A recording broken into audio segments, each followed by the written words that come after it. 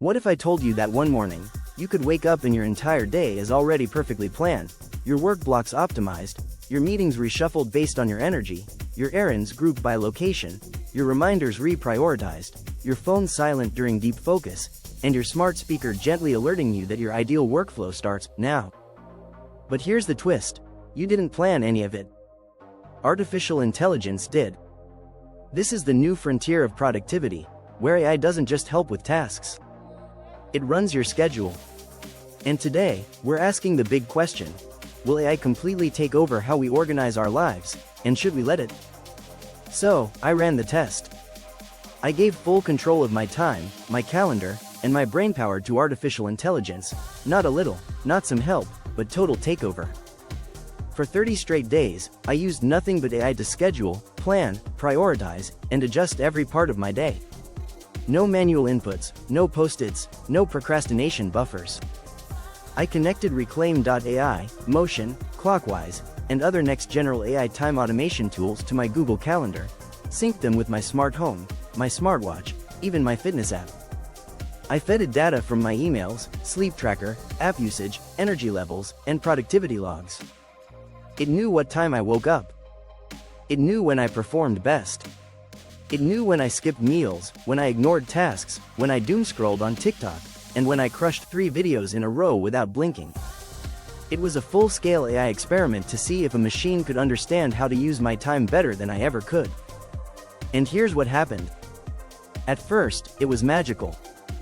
I woke up and my phone showed a customized agenda: 9 a.m. creative deep work, 10:45 a.m. email sprint, 12:15 p.m. walk break, 1:30 p.m. Zoom call with energy buffer, 3:15 p.m. editing window, 6 p.m. device detox. My day felt intelligent, thoughtful, balanced.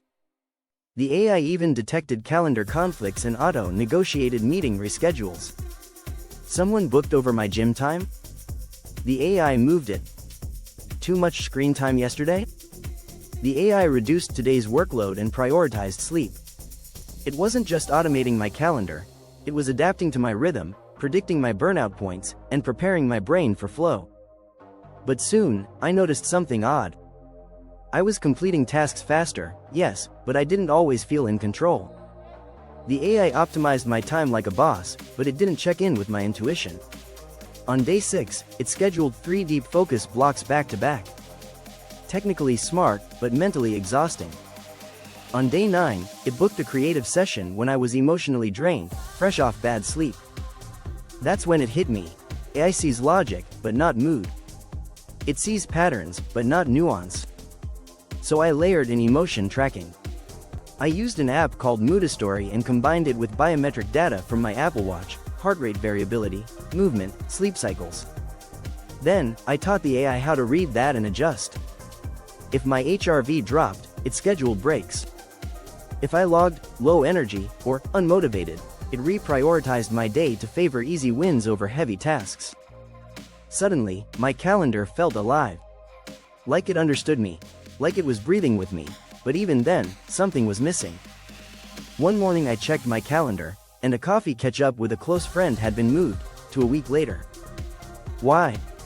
Because the AI had flagged that block for high-concentration content batching. It had deprioritized human connection in favor of productivity. That's when I realized, the AI doesn't know what moments matter. It only knows what moments look efficient.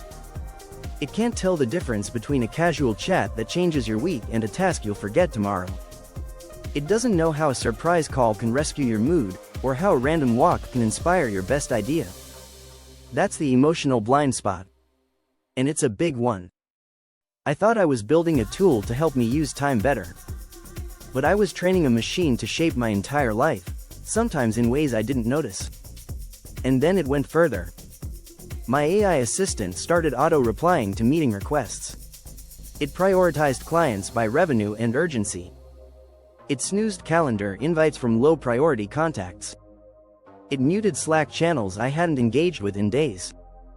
It wasn't just protecting my time, it was curating my world.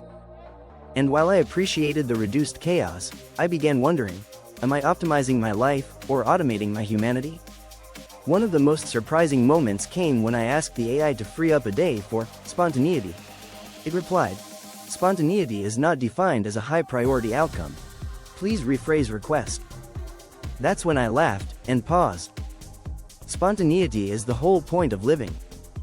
That's when I realized, this thing's powerful, but it needs boundaries. So I reprogrammed the AI, not to take over, but to collaborate. I set non-negotiable time blocks: family, meals, journaling, silent walks, and unstructured creativity.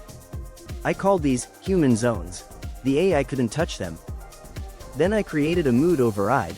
When my emotional state dipped, I could press one button and the entire schedule would simplify, deload, or cancel non-essential commitments. Now I wasn't fighting the AI, I was dancing with it. My day became a jazz performance, structured but flexible. Adaptive, but still mine. That's when the real productivity magic began. Because the best AI doesn't erase your chaos, it catches it. It helps you pause before the burnout. It reminds you to breathe. And it can protect your priorities, but only if you define what matters. So, will AI take over your schedule? Honestly, yes, it already is. If you use Google Calendar, Outlook, Notion, Reclaim, Siri, Alexa, or even ChatGPT reminders, you're already letting algorithms shape your time. And it's going to accelerate. Soon, we'll see calendars that book travel, reorder groceries, reschedule therapy, push projects to teammates, and even auto-generate content pipelines based on trending data. But here's the truth, you don't have to give it all. You just have to guide it. AI is a brilliant student.